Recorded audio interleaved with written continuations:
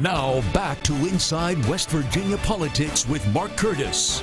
And good Sunday morning, everyone, and welcome to another edition of Inside West Virginia Politics, our final show before the big vote on Tuesday, November 6th. Our marquee race today, the U.S. Senate seat here in West Virginia. I have Republican Attorney General Patrick Morrisey here. Good to see you, Mark. He, of course, is taking on incumbent Democrat Joe Manchin. First of all, introduce yourself to folks. Don't assume everybody knows you. Tell us a little bit about a 30-second snapshot of Patrick Morrisey. Well, I appreciate it. My name is Patrick Morrisey. I'm your two-term state attorney general from Harpers Ferry. I absolutely love the state, just like every West Virginian.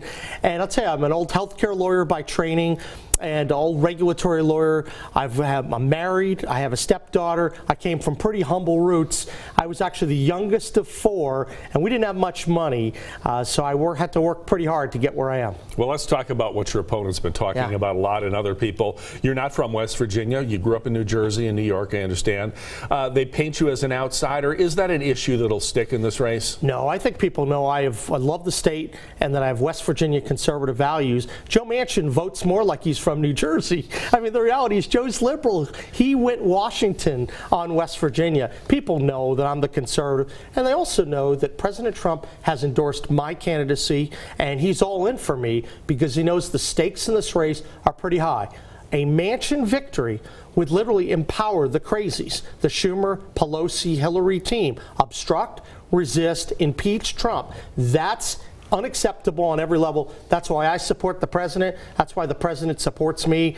And Joe Manchin, when he had his chance, decided to vote for Hillary Clinton, even doubled down after she said we were going to put a lot of coal miners and coal companies out of work. But in truth, isn't he perhaps the most conservative of the Democrats in the Senate? He, I believe, has the highest voting record for supporting President Trump on 2 Supreme Court nominations, most of the cabinet appointments. I realize he didn't support the tax cuts or the repeal of Obamacare, but he has a pretty good batting average, at least by Washington standards, for a Democrat supporting a Republican administration. Well, I don't count post offices and procedural votes. And the reality is that Joe Manchin betrayed our West Virginia values when he went to Washington. Not only did he embraced Barack Obama and Hillary Clinton and their terrible policies that have hurt our state, he abandoned his pro-life values. He won't even take a position on Amendment 1, at least he hasn't recently.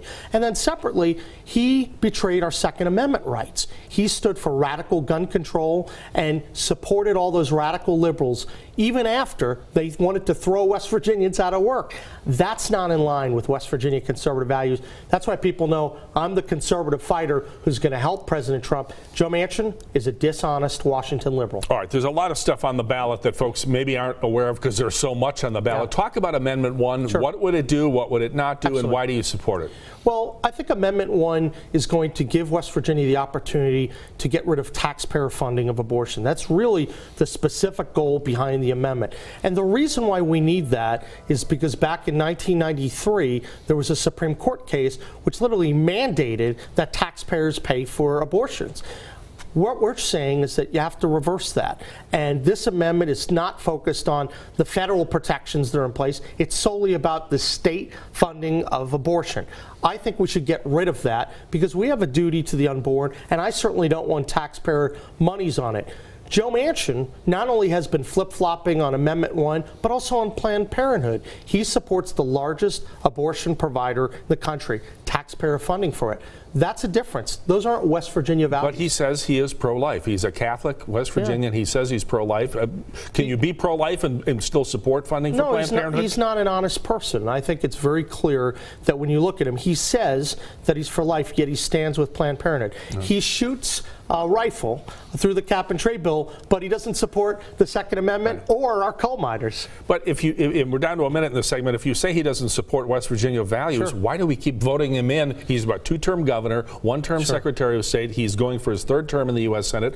I mean, why are people voting for him if you say he doesn't support the state? I think that people are going to, in this election, they're going to want to support someone who's tied in with the president. President Trump backs me 100%. I support the president. And they're looking for someone who will help President Trump out, not empower the impeachment crowd. That's what the election of Joe Manchin means. People didn't fully appreciate that in the past. Now, especially after Manchin's not only vote of Hillary, his absolute embrace of Hillary Clinton, I think they're getting ready to turn him out. All right, we got a lot of issues to get to here. Immigration, opioids, so Obamacare. We're going to talk about all that after the break. Great. Stay with us. All right.